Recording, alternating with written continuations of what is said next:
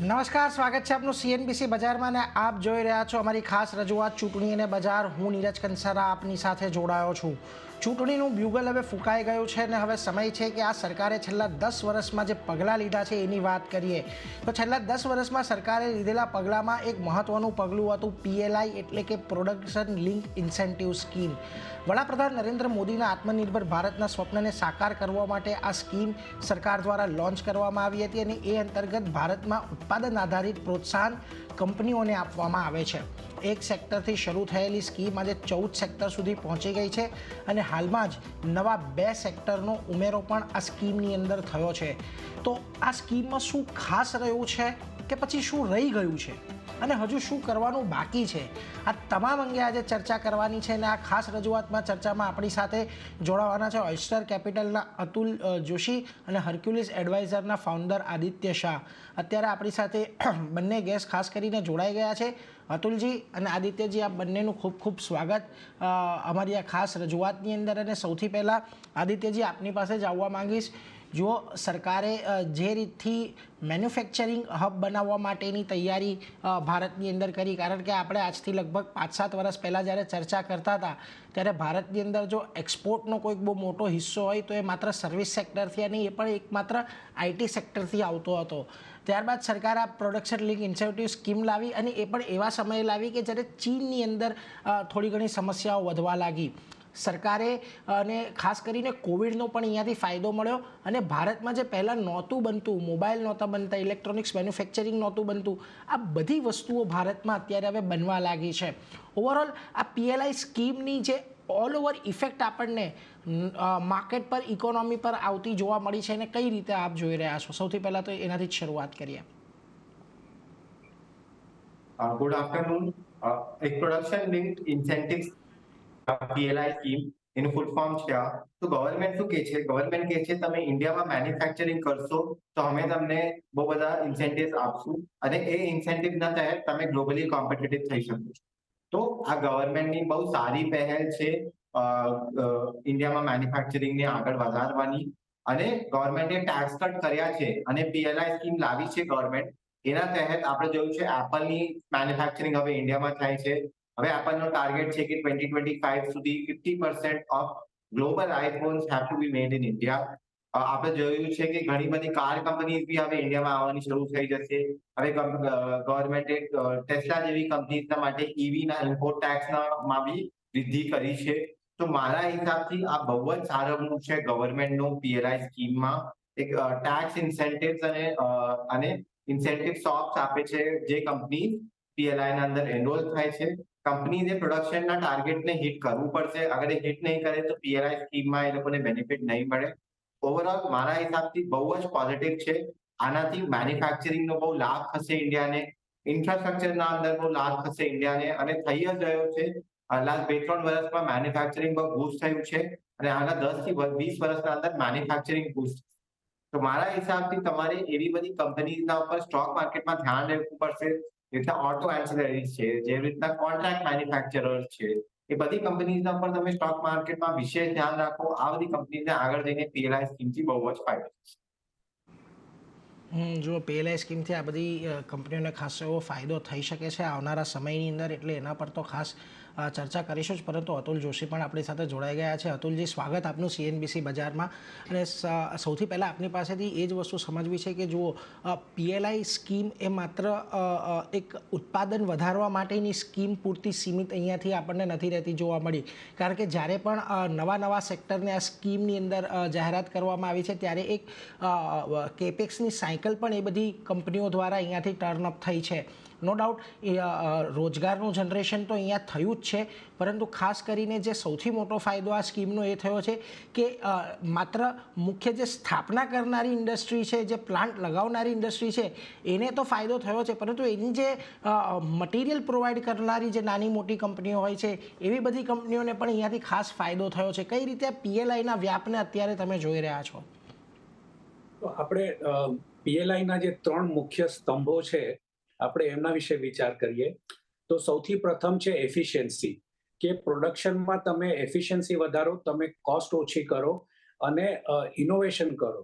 તો પ્રથમ સ્તંભ છે એફિશિયન્સી. બીજો છે એક્સપોર્ટ, આપણે અત્યાર સુધી ઘણી બધી એવી ઇન્ડસ્ટ્રીમાં ઇમ્પોર્ટ ડિપેન્ડન્ટ હતા કે કાંઈ બી આપણને જોઈતું તો આપણે ઇમ્પોર્ટ કરો. દાખલા તરીકે ટેકનિકલ ટેક્સટાઇલ્સ છે કે ઇલેક્ટ્રોનિક્સની ચીજો છે, આપણે બધું ઇમ્પોર્ટ કરતા હતા.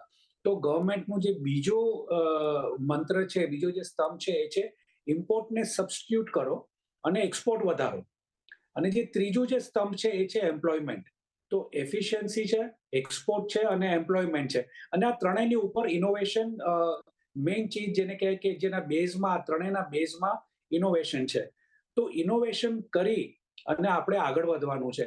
આનું એક એક્ઝામ્પલ આપણે આપીએ કે 1950-60 પછી આપણે જે રીતે ડિફેન્સમાં કમ્પ્લીટલી ડિપેન્ડન્ટ હતા, કાંઈ પણ આપણને ડિફેન્સમાં જોઈતું હોય તો આપણે સીધું ઇમ્પોર્ટ કરતા હતા, કાં રશિયાથી અથવા બીજી કોઈ કન્ટ્રીમાંથી. પણ આપણે એ સમયે એક બહુ સરસ નિર્ણય લીધો હતો કે જેટલા બી આપણે ફાઇટર એરક્રાફ્ટ ઇન્ડિયામાં લાવશું, એનું અસેમ્બલી ઇન્ડિયામાં થશે. અને આજે આપણે આ જ ચીજ એને આગળ લઈ જઈ અને 40 વર્ષ પછી આપણે અત્યારે તેજસ પોતે બનાવી અને પોતે એક્સપોર્ટ કરી શકીએ છીએ. તો આ તો એક દેશના લેવલની વાત થઈ, પણ એ જ ચીજ આપણને અત્યારે મોબાઈલમાં દેખાઈ રહી છે. આપણે મોબાઈલ સૌથી મોટું ઇમ્પોર્ટ હતું આપણું. આપણે ગોલ્ડ ઇમ્પોર્ટની વાત કરતા હતા ભારત માટે, પણ એના કરતા પણ વધારે આપણે મોબાઈલ ઇમ્પોર્ટ કરતા હતા. આજે આપણે મોબાઈલના એક્સપોર્ટર્સ થઈ ગયા છે. સિમિલરલી આપણે ફાર્માસ્યુટિકલ્સ, ઓટોમોબાઈલ્સ છે, ડ્રોન્સ છે, એવી ઘણી બધી સ્પેશિયાલિટી સ્ટીલ છે, ફૂડ પ્રોસેસિંગ છે, ટેલિકોમ છે, ઘણા બધા સેક્ટર્સમાં ગવર્મેન્ટનું ફોકસ છે કે અત્યારે જે ઇમ્પોર્ટ કરો છો એને બદલે ભારતમાં મેન્યુફેક્ચર કરો, ટેકનોલોજી ટ્રાન્સફર અહીંયા કરાવો અને પછી ધીરે ધીરે અહીંયા સંપૂર્ણ મેન્યુફેક્ચરિંગ અહીંયાથી જ થાય અને અહીંયાથી જ એક્સપોર્ટ થાય. તો આ ત્રણેય ચીજો ભેગી કરવામાં એક સરસ આપણને જે ટ્રાન્ઝિશન જોવા મળ્યું છે કે આપણું મેન્યુફેક્ચરિંગ બેઝ મોટું થયું છે. ઓવરઓલ જે કંપનીઝ આમાં અપ્રૂવ થઈ છે, જેના એમઓયુ સાઇન થયા છે, જેમણે ઇમ્પ્લિમેન્ટ કર્યું છે, એમના ટર્નઓવર અને પ્રોફિટેબિલિટી વધ્યા છે. અને એટ ધ સેમ ટાઈમ આપણે જોઈ રહ્યા છીએ કે લગભગ 4 લાખ નવી નોકરીઓ ગવર્મેન્ટ ઉત્પન્ન કરી શકી છે. અને આ બધું ડાયરેક્ટ છે. તમે જેમ કીધું એમ આખું જે બેકએન્ડ ઇન્ફ્રાસ્ટ્રક્ચર જેમ હોય, લોજિસ્ટિક્સ આવી જાય, એમએસએમઈ ના કમ્પોનન્ટ્સ આવી જાય, કે મટીરિયલ સપ્લાયર્સ આવી જાય, ટ્રાન્સપોર્ટેશનના માણસો આવી જાય, આખી જે ઇકોસિસ્ટમ એની દ્વારા ઊભી થઈ રહી છે, એની તો બહુ સરસ ઇફેક્ટ ઓવરઓલ ઇકોનોમી ઉપર પડે છે. અને જેને લીધે આપણી સર્વિસ સેક્ટરનું જીડીપી અને મેન્યુફેક્ચરિંગ સેક્ટરનું જીડીપી આપણને વૃદ્ધિ થતા દેખાશે. અને જેના નંબર્સ આપણે છેલ્લા જીડીપી નંબર્સમાં જોયા જ છે કે મેન્યુફેક્ચરિંગ જીડીપીનું કોન્ટ્રીબ્યુશન સારું એવું વધી ગયું હતું. એટલે જો અત્યારે આપણને મેન્યુફેક્ચરિંગનું જે કોન્ટ્રીબ્યુશન છે જીડીપીની અંદર, એ તો ખાસ વધતું દેખાયું જ છે. પરંતુ અતુલજી, તમારી પાસેથી થોડું એ પણ અહીંયાથી સમજવું છે કે જે સેક્ટર અહીંયાથી સિલેક્ટ કરવામાં આવ્યા છે, જો એપીઆઈ આમાં પાછું બેલેન્સિંગ પણ આપણને એટલું જ રાખવામાં આવ્યું છે. કારણ કે જેમ તમે કહ્યું કે આપણે મોબાઈલની એક સૌથી વધારે ઇમ્પોર્ટ કરતા હતા, બીજી તરફ ઇલેક્ટ્રોનિક મેન્યુફેક્ચરિંગ હતું, પછી એપીઆઈ અને એવા પણ અમુક સેક્ટર્સ હતા કે જ્યાં આગળ આપણે ઇમ્પોર્ટ ડિપેન્ડન્સી જરા વધારે પડતી હતી. અને બીજી તરફ અત્યારે આપણે જોઈએ તો ટેક્સટાઇલ અને ઓટો, કે જે છેલ્લા ઘણા સમયથી જેની અંદર ઇન્ડિયા એક્સપોર્ટ કરતું હતું, એટલે એવા સેક્ટરનું પણ અહીંયા ખાસ ધ્યાન રાખવામાં આવ્યું છે. માત્ર ઇમ્પોર્ટ સબસ્ટિટ્યૂટ અહીંયા આપણને નથી ઊભા કર્યા, પરંતુ એક્સપોર્ટ જે કરી રહ્યા છે એ પણ વધારે કરે, એ પ્રકારની પણ અહીંયા ખાસ ધ્યાન રાખવામાં આવ્યું છે પીએલઆઈની અંદર.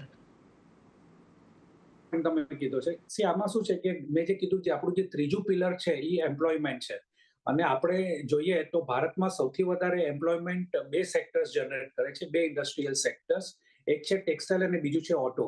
ડાયરેક્ટ ઇનડાયરેક્ટ જોબ્સ આપણે જોઈએ તો એ કરોડોમાં એટલી બધી જોબ્સ આ બંને સેક્ટર ઉત્પન્ન કરી રહ્યું છે. તો બંનેમાં આપણે જે વેલ્યુ એડેડ ઇન્સેન્ટિવ પીએલઆઈ સ્કીમમાં આવ્યા છે એ બહુ જ સરસ છે.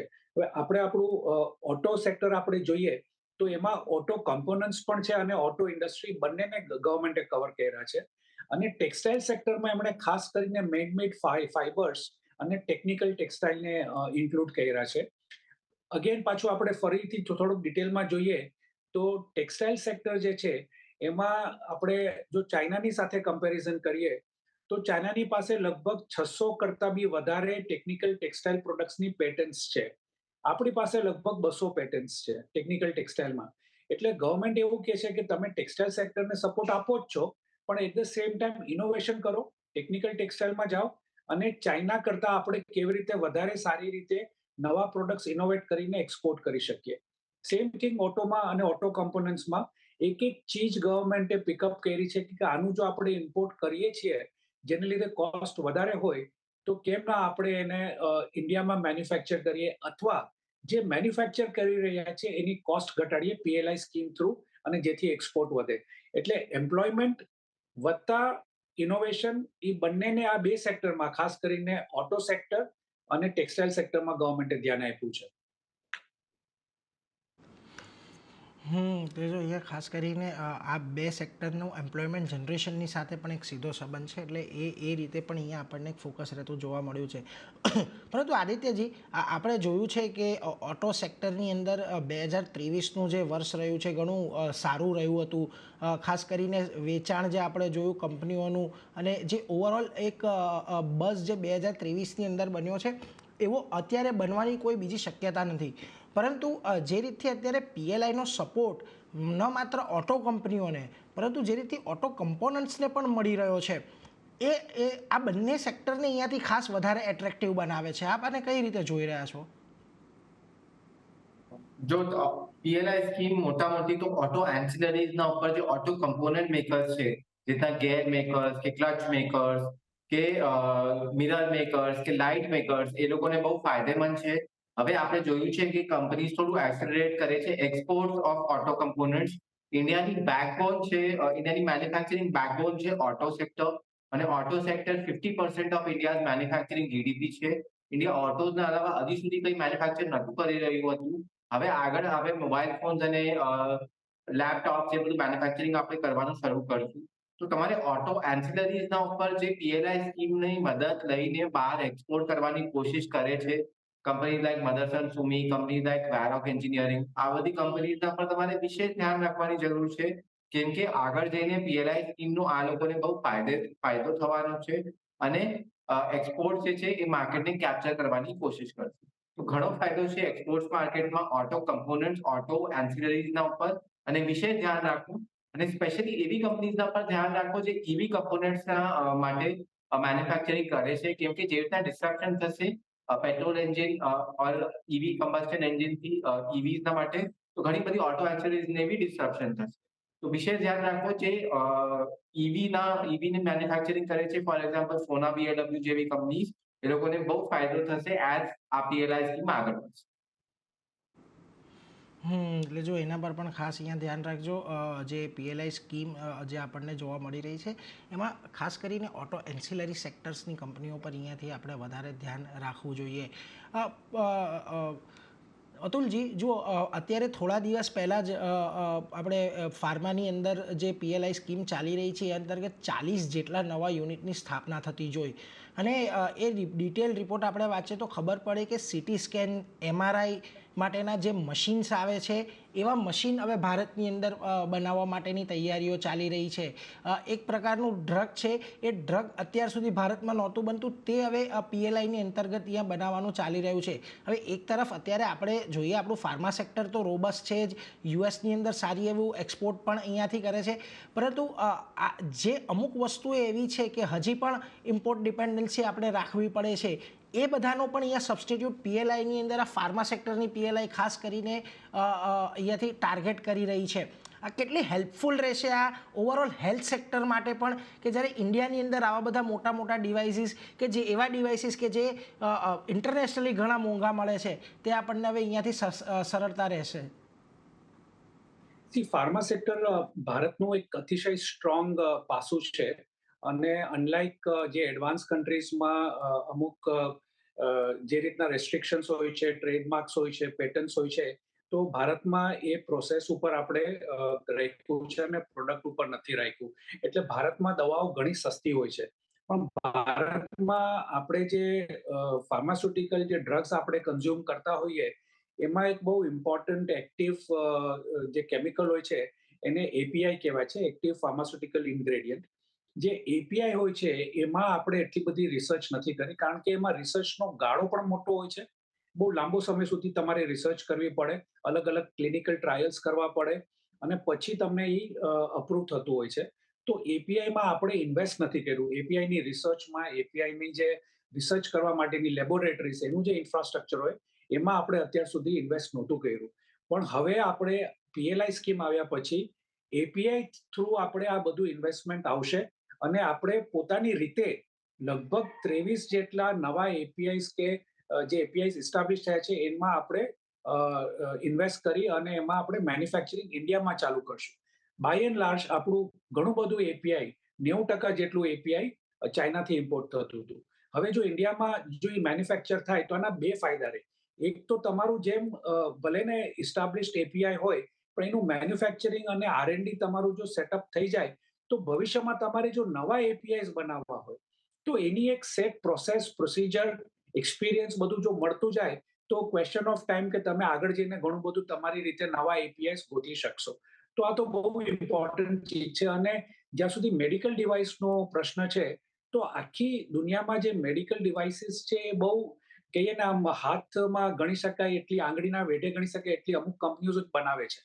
તો ભારતમાં એની જો ટેકનોલોજી ટ્રાન્સફર થાય અને ઇનિશિયલી ભલે ને આપણે અંડર લાયસન્સ મેન્યુફેક્ચર કરતા હોઈએ અને ભલે અમુક કમ્પોનન્ટ્સ આપણે ઇમ્પોર્ટ કરતા હોઈએ, ઓવર ધ નેક્સ્ટ 10 યર્સ કે 15 યર્સ, 10 થી 15 વર્ષમાં આપણે સંપૂર્ણ રીતે એક સ્વદેશી બનાવટના ડિવાઇસીસ બનાવવાનું ચાલુ કરશું. અને એકવાર એ ચાલુ થશે તો કોસ્ટ જે છે દરેક ડિવાઇસની એ સબસ્ટેન્શિયલી ઓછી થશે અને જેનો ફાયદો પેશન્ટ્સને પણ થશે, કારણ કે ભારત બહુ મોટી જનસંખ્યાવાળો દેશ છે. તો જે સરકારી હોસ્પિટલ્સ છે એને જે ઇમ્પોર્ટ થતું હોય છે ઇક્વિપમેન્ટ એ ડોમેસ્ટિકલી અક્વાયર કરી શકશે. બીજું, એની ટેસ્ટની પ્રાઇસ ઓછી થશે અને એક્સપોર્ટની પોટેન્શિયલ તો જબરદસ્ત છે, કારણ કે જેટલી પણ લો ઇન્કમ કન્ટ્રીઝ છે, આફ્રિકા છે, લેટિન અમેરિકા છે, એ બધામાં આપણને બહુ મોટું એક્સપોર્ટનું માર્કેટ મેડિકલ ડિવાઇસ માટે ખુલી જશે. તો લાંબા ગાળા માટેની આ બહુ જ સ્ટ્રેટેજિક મૂવ છે અને બહુ સરસ મૂવ ગવર્મેન્ટે કરી છે.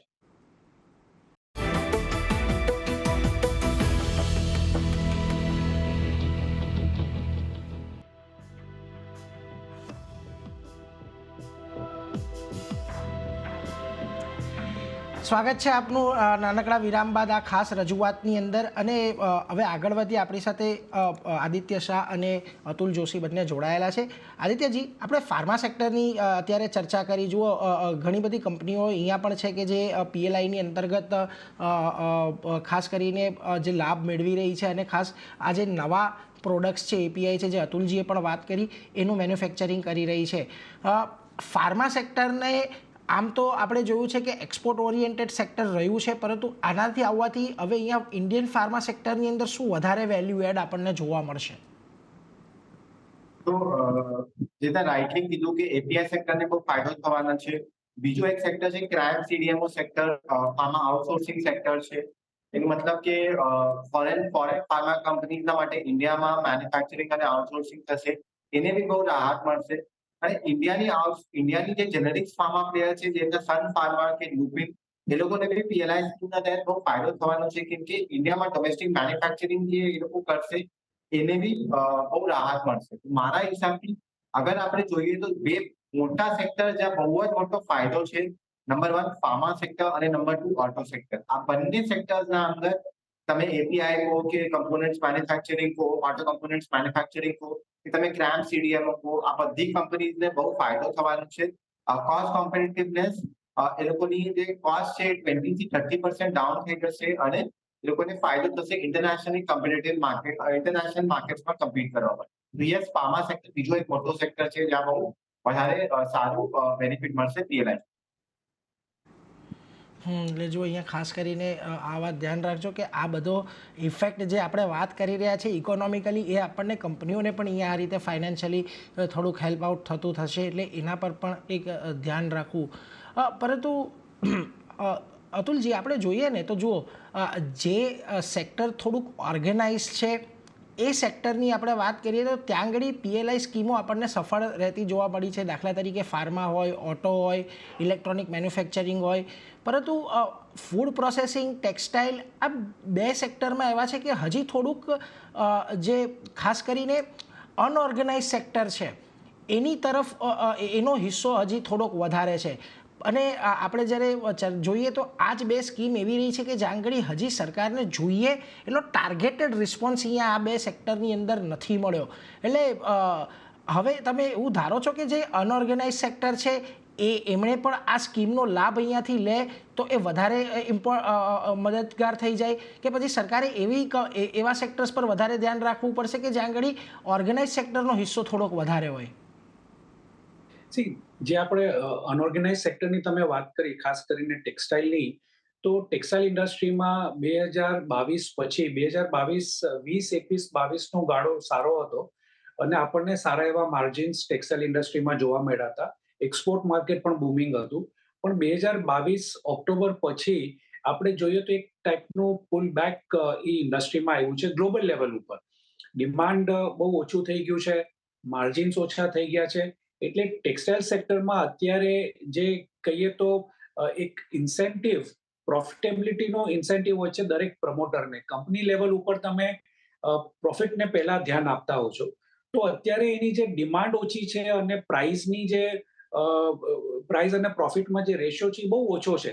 એટલે શું થાય છે કે ગવર્મેન્ટ ભલે પીએલઆઈ અનાઉન્સ કરે છે પણ એનામાં ઇન્વેસ્ટમેન્ટ લાવવા માટે માર્કેટ ફેક્ટર્સ અત્યારે યોગ્ય નથી. તો પીએલઆઈ સ્કીમને લીધે એમાં થોડોક બેનિફિટ મળે કે ઓછા પ્રોફિટમાં તમને પીએલઆઈ એડ થઈ જાય તો તમને થોડુંક રાહત મળે. પણ જ્યાં સુધી ગ્લોબલ માર્કેટ ટેક્સટાઇલ ઇન્ડસ્ટ્રીમાં ડિમાન્ડ બૂમ નહીં થાય ત્યાં સુધી મોટા પાયામાં ઇન્વેસ્ટમેન્ટ આવવું થોડુંક ડિફિકલ્ટ છે. ફૂડ પ્રોસેસિંગનું તો તમે જેમ કીધું એમ કમ્પ્લીટલી અનઓર્ગેનાઇઝડ માર્કેટ છે. ફાર્મર્સ પાસેથી તમે પિકઅપ કરો, એમાં પાછા આડતિયા હોય. ગવર્મેન્ટે ઘણી કોશિશ કરી કે એ એક સ્ટ્રીમલાઇન કરી નાખે, પણ સમાવ એ બધા રિફોર્મ્સ ગવર્મેન્ટ નહોતી લાવી શકી. ઘણા પોલિટિકલ રીઝન્સ હતા. પણ સ્કીમ સારી છે અને ભવિષ્યમાં ફૂડ સિક્યોરિટી અને વોટર સિક્યોરિટી એ બે મેઇન થીમ થવાની છે આવતા 50 વર્ષ માટે. તો ગવર્મેન્ટનું જે ટાર્ગેટ છે ફૂડ પ્રોસેસિંગને પીએલઆઈમાં લાવવું, આઈ થિંક એ બહુ સ્ટ્રેટેજિક મૂવ વાળું છે. પણ એને અનઓર્ગેનાઇઝ સેક્ટર છે એટલે ઇમ્પ્લિમેન્ટ કરતા સારો એવો સમય લાગશે. ગવર્મેન્ટે ફાર્મર્સ પ્રોડ્યુસર્સ જે ઇન્સ્ટિટ્યુશન્સ ઊભી કરી છે, એફપીઆઈસ, કે જેને લીધે 100% ટેક્સ બ્રેક મળે છે. એટલે ધીરે ધીરે ધીરે ઓર્ગેનાઇઝ થઈ રહ્યું છે. પણ મોટા પાયા અને ઓર્ગેનાઇઝ કરવામાં આઈ થિંક બીજા 3 થી 4 વર્ષ લાગશે. અને ત્યાં સુધીમાં આપણે જોઈશું કે ઘણી બધી કંપનીઝ જે છે એમની સાઇઝ સારી એવી મોટી થશે. દાખલા તરીકે આપણે જોઈએ તો ઘણી બધી એવી રેડી ટુ ઈટ ફૂડ વાળી કંપનીઝ છે કે જે અત્યારની તારીખમાં પણ 5,000 થી 10,000 કરોડનું ટર્નઓવર કરી જ રહ્યા છે. અમુક લિસ્ટેડ છે, અમુક અનલિસ્ટેડ છે. પણ યુ સી અનલિસ્ટેડ કંપનીમાં પણ 10,000 કરોડનું ટર્નઓવર વાળી ઘણી કંપનીઓ છે. તો આ એક પ્રોસેસ છે ખાસ કરીને ફૂડ પ્રોસેસિંગ માટે. તો ગવર્મેન્ટનું સ્ટેપ છે એ રાઈટ ડાયરેક્શનમાં છે, પણ આપણે થોડી ધીરજ ધરવી પડશે ફૂડ પ્રોસેસિંગ માટે. ઓર્ગેનાઇઝ સેક્ટરમાં તો ગવર્મેન્ટનું સારું એવું ધ્યાન છે, પણ એવા ઘણા બધા સેક્ટર્સ છે કે જેમાં ગવર્મેન્ટ જો પીએલઆઈ ઇન્ટ્રોડ્યુસ કરે તો આપણને હજી ઘણો બધો બેનિફિટ થઈ શકે એવો છે. ક્વિકલી અતુલજી મને ખાલી જણાવી દો તમે કયા સેક્ટર્સની અપેક્ષા રાખી રહ્યા છો? સમય થોડો ઓછો છે એટલે ખાલી સેક્ટર્સના નામ આપ લો કે જ્યાં આગળ આપ અપેક્ષા રાખી રહ્યા છો કે પીએલઆઈનો આ જે બેનિફિટ છે થોડોક એક્સટેન્ડ થતો દેખાય.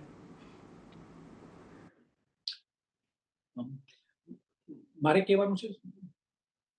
હાજી અતુલજી, આપને જ સવાલ છે. સોરી. મારા હિસાબે જો રેલવેસ એ એક સેગમેન્ટ છે જેમાં ગવર્મેન્ટનું ઇન્વેસ્ટમેન્ટ લગભગ 3 લાખ કરોડની ઉપરનું છે અને એમાં જો પીએલઆઈ સ્કીમ આવે તો બહુ સારું છે. સેકન્ડ છે સ્પેસ ટેકનોલોજી અને થર્ડ એક સબ સેક્ટર છે સાયબર સિક્યોરિટી. તો આ 3 સેક્ટરમાં આઈ ફીલ કે ઘણું પીએલઆઈ જો આવે તો ઘણો બેનિફિટ ભારતને લાંબા ગાળે થશે. એટલે જો અત્યારે આ 3 સેક્ટરની અત્યારે અપેક્ષા તો બની રહી છે, રેલવે, સાયબર સિક્યોરિટી અને સ્પેસ, કે જ્યાં આગળ પીએલઆઈ આવે તો ભારત માટે અહીંયા જે કહેવાય ને ચેરીઓના કેક જેવી પરિસ્થિતિ આપણા માટે સર્જાઈ શકે છે. પરંતુ એ સાથે જ અતુલજી અને આદિત્યજી, આ બંનેનો આભાર અમારી સાથે આ ખાસ ચર્ચાની અંદર જોડાયા. પીએલઆઈ સ્કીમ કઈ રીતે અહીંયાથી આપણને બજાર પાર્ટિસિપન્ટને, રોકાણકારને અને સામાન્ય માણસને મદદરૂપ થઈ છે એ અંગેની આપણે આ ચર્ચા કરી. આ બંનેનો આભાર અમારી સાથે જોડાયા અને આ ચર્ચામાં ભાગ લીધો એ બદલ. તો જુઓ ખાસ કરીને અત્યારે આપણે ખાસ ચર્ચાની અંદર પીએલઆઈની તમામ બાબતો પર ચર્ચા કરી. થોડી ક્રિટિસિઝમ જે અમુક સેક્ટરની અંદર નથી થઈ રહ્યું, પરંતુ ત્યાં આગળ વિઝન સરકારનું સારું છે એવું હાલ માનવું છે.